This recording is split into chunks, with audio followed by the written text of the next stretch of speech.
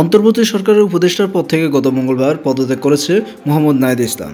তিনি তথ্য সম্প্রচার ও ডাক টেলিযোগাযোগ তথ্যপ্রযুক্তি মন্ত্রণালয়ের উপদেষ্টার দায়িত্ব পালন করেছিলেন। আগামী 28 ফেব্রুয়ারি বৈষম্য বিরোধী ছাত্র আন্দোলন ও জাতীয় নাগরিক নতুন রাজনৈতিক দল গঠন করতে যাচ্ছে।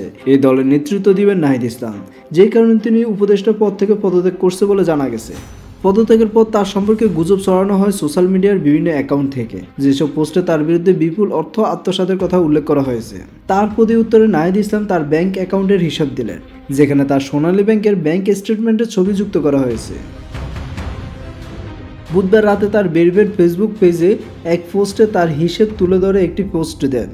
তিনি লেখেন, উপদেষ্টা পদে যোগ দেওয়ার আগে আমার কোনো অ্যাকাউন্ট ছিল না। 21 আগস্ট উপদেষ্টা পদে দায়িত্ব পালনের জন্য সম্মানিত গ্রাহকদের লক্ষ্যে সরকারিভাবে সোনালী ব্যাংকে একটি ব্যাংক অ্যাকাউন্ট খোলে।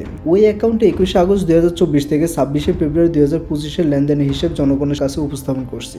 তিনি আরও লেখেন, 10,06,886 টাকা ওই হিসাবে জমা হয়েছে, যার মধ্যে 9,96,188 টাকা উত্তোলন করা হয়েছে। তিনি আরও বলেন, সোনালী ব্যাংকের অ্যাকাউন্ট ছাড়া আমার আর অন্য কোনো অ্যাকাউন্ট নেই। নাহিদ ইসলাম বলেন, উপদেষ্টা হিসেবে দায়িত্ব পালনকালীন আমার বা আমার পরিবারের কোনো সদস্যের নামে বাংলাদেশের কোথাও প্লট বা জমি নেই। আমার বা আমার পরিবারের কর্তৃক ক্রয় করা হয়নি।